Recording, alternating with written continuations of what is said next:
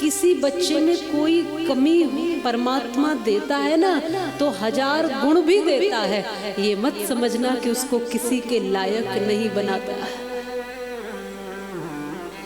मान लो अगर हाथ में कोई तकलीफ दी है तो उसमें कुछ न कुछ गुण और विशेष दिए होंगे, उसको बिना गुणों के नहीं रखता परमात्मा। पैर में, हाथ में अगर कोई तकलीफ है तो उसकी बुद्धि ऐसी दी होगी, उसमें दिमाग, उसमें विचार, उसमें कुछ और कला परमात्मा ने भरी होंगी। आपको बस उनको पहचानना है और उस बच्चे को भी सक्षम बनाना है, और उस बच्चे को इतना सक्षम बनाना है कि वह बड़ा होकर तुम्हारा भी ध्यान रख सके और तुम्हें भी सक्षम बना सके।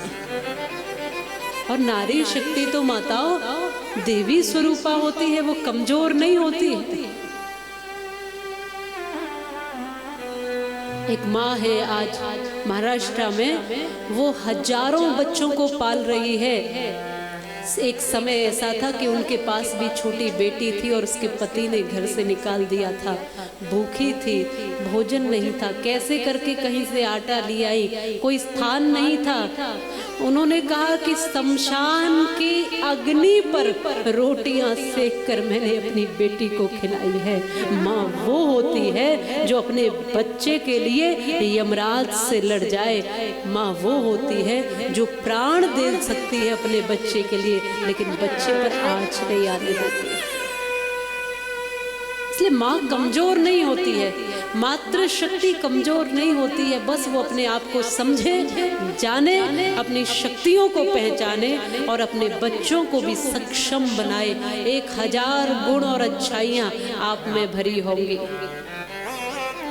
आपके बच्चों में माँ भगवती ने कुछ न कुछ दिया होगा, बस उसको टटोलिए, उसको निखारिए, उसको अच्छा बनाइए। और जो भी कहीं पैर में, हाथ में कहीं कोई कमी और समस्या है, उसके कारण आप कमजोर नहीं बढ़ सकते, क्योंकि आपका परिचय हाथ नहीं है, आपका परिचय पैर नहीं है, आपका परिचय आपके विचार है। और जिसके विचार जितने ऊंचे होते हैं वो व्यक्ति उतना ऊंचा होता है।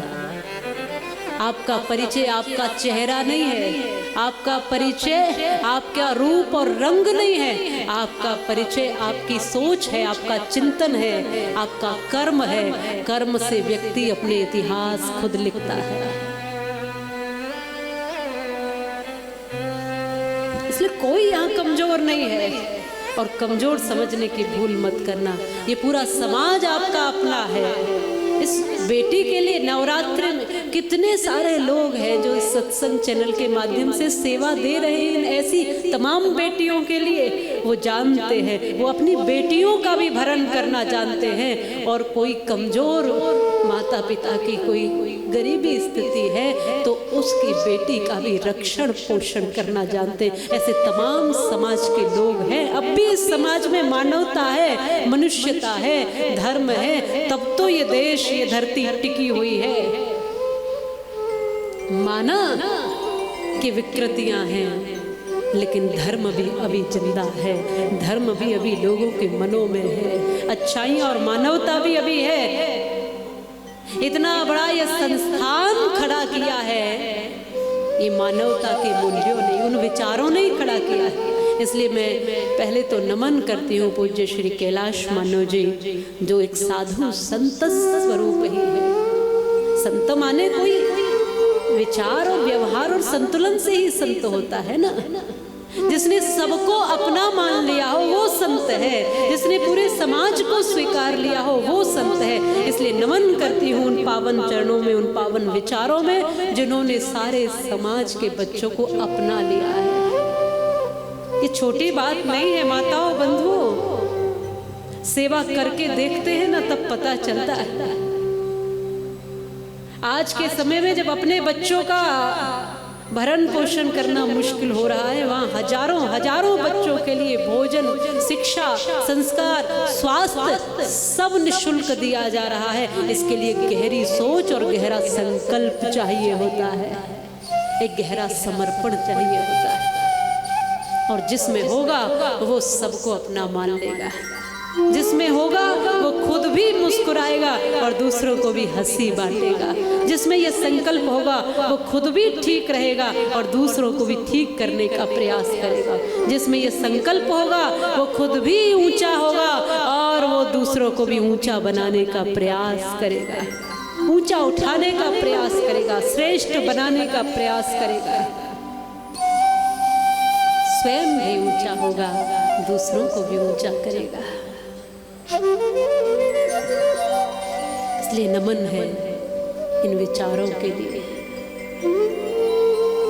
नमन है उस भाव के लिए, क्योंकि कोई भी संस्था किसी की व्यक्तिगत नहीं होती। संस्था माने समाज का, सब कुछ समाज का। यहाँ के दुख भी, यहाँ के सुख भी, यहाँ का अभाव भी, यहाँ का भाव भी सब समाज का है। ये स्थान भी, ये विचार भी सब समाज के हैं। यहाँ आता भी समाज से है और जाता भी समाज को ही है। सब समाज के लिए ही है समर्पित। तुम सबके पास एक छोटी छोटी संस्था है कोई संस्था आपके पास? बताओ बोलो। आप कहोगे नहीं है। परिवार भी एक संस्था ही होता है।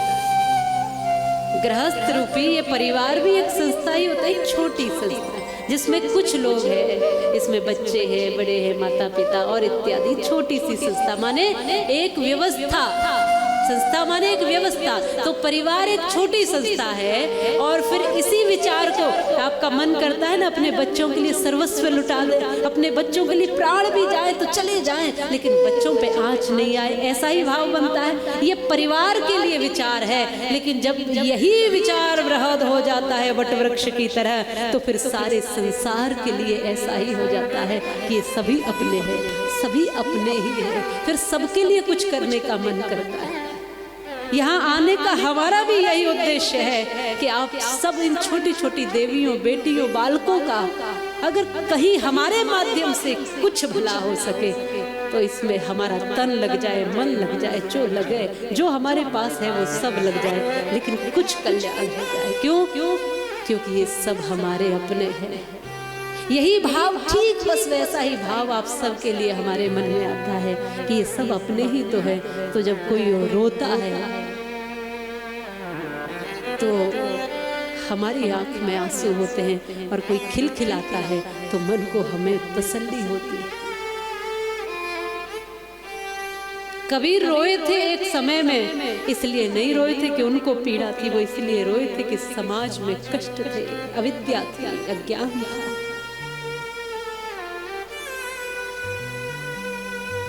भगवती से प्रार्थना करते हैं, भगवती आप इन सब बालकों की पीड़ा का हरण करना और इन सबको पुष्टता देना, मजबूती देना। ये अपने अपने स्थान पर, अपने अपने समय में, अपने अपने चक्र काल में, ये अपने अपने जीवन में इतने ऊंचे हो जाएं कि इनकी जो छोटी छोटी सी कमियां हैं वो समाज को ना दिखे। इनका कद इतना ऊंचा बनाना भगवती, इनका कद इतना ऊंचा कर देना कि ये छोटी छोटी समस्याएं दिखे नहीं।